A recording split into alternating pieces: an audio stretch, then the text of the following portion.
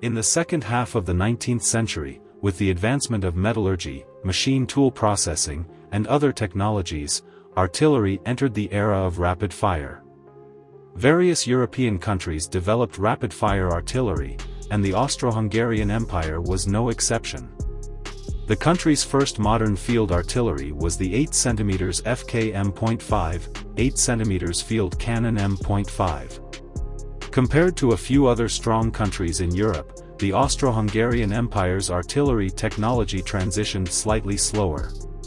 In 1899, they attempted to develop rapid-fire artillery, but this type of artillery lacked flexible components between the barrel and carriage and was not considered advanced.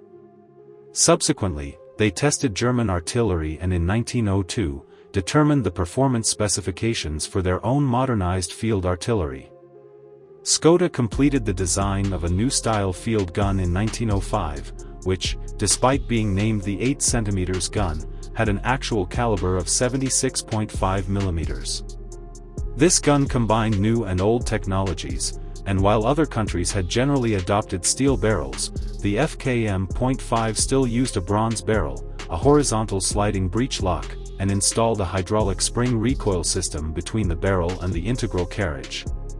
The combat weight of the artillery was 1,065 kilograms, the bore diameter was 30, the elevation angle was -7 degrees 30 minutes to +18 degrees, and the firing arc was 7 degrees 52 minutes. This artillery was the first in the history of the Austro-Hungarian Empire to be able to fire fixed ammunition.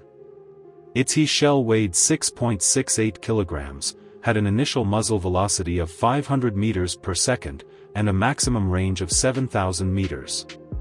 Compared to previous artillery, the FK M.5 showed clear progress, with a firing rate of 8 to 10 rounds per minute.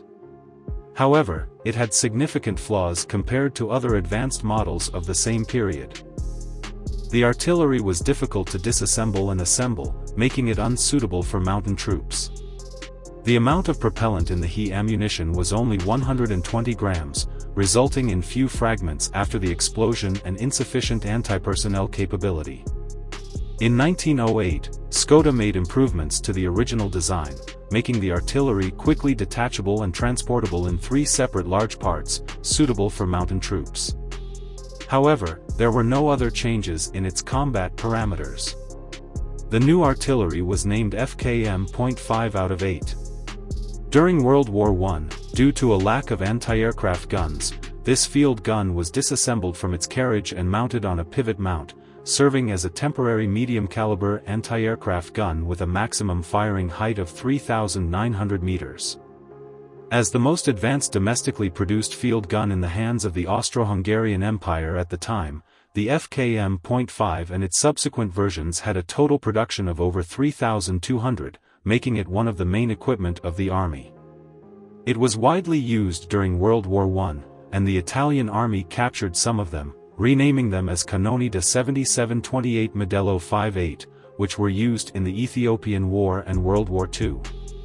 After the dissolution of the Austro-Hungarian Empire in 1918, these field guns were dispersed to the newly established Czechoslovakia, Hungary, Austria, and Yugoslavia. Before and during World War II, Germany obtained a large number of FK M.5-8 field guns through annexation and occupation of Czechoslovakia, Yugoslavia, and other areas, and put them back into use.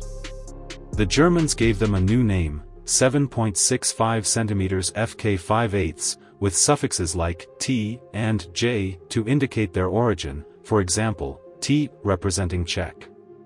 The FK M.5 series of artillery was already outdated during World War II, with few opportunities to perform on the battlefield. After World War II, no country equipped them.